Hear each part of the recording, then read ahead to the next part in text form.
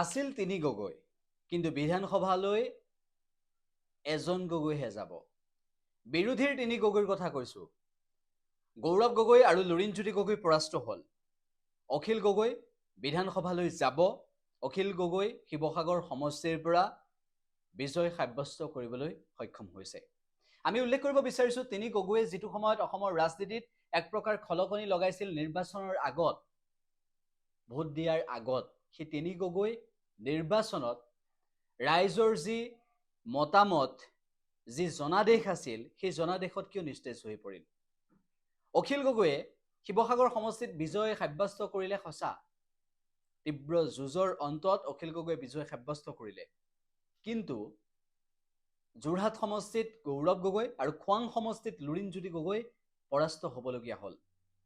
অত্যন্ত দুৰ্ভাগ্যজনক বিষয় এইটো যে যি যোৰহাটবাসী ৰাইজে, যি যোৰহাট লোকসভা সমষ্টিৰ ৰাইজে সেই সময়ছোৱাত গৌৰৱ গগৈক লোকসভালৈ পঠিয়াবলৈ কেনেদৰে গুৰুত্বপূৰ্ণ পদক্ষেপ গ্ৰহণ কৰিছিল, সেই যোৰহাট লোকসভা সমষ্টিৰ অন্তৰ্গত যোৰহাট বিধানসভা সমষ্টিত গৌৰৱ গগৈ কেনেদৰে পৰাস্ত কৰোৱালে, গৌৰৱ গগৈ কেনেদৰে পৰাস্ত হ'ল, সেয়া সকলোৱে দেখিলে।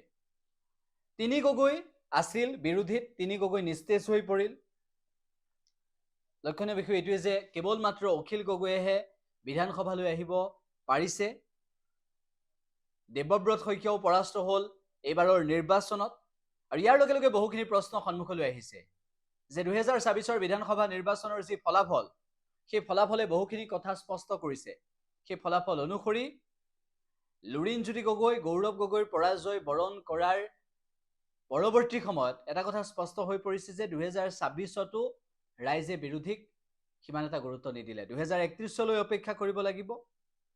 আৰু যদি সমষ্টি পুনৰ নিৰ্ধাৰণৰ পৰৱৰ্তী সময়ত এই 2024 নিৰ্বাচন হৈ গ'ল, আৰু যদি এক দেশ এক নিৰ্বাচন হয়, তেনেহ'লে 2029ত নিৰ্বাচন হ'ব। গতিকে এটা কথা স্পষ্ট হৈ পৰিছে যে লুৰিণজ্যোতি গগৈ, গৌৰৱ গগৈয়ে এইবাৰ নিৰ্বাচনত যি প্ৰভাৱ দেখুৱাব পাৰিব বুলি ভবা হৈছিল, সেই প্ৰভাৱ দেখুৱাব নোৱাৰিলে।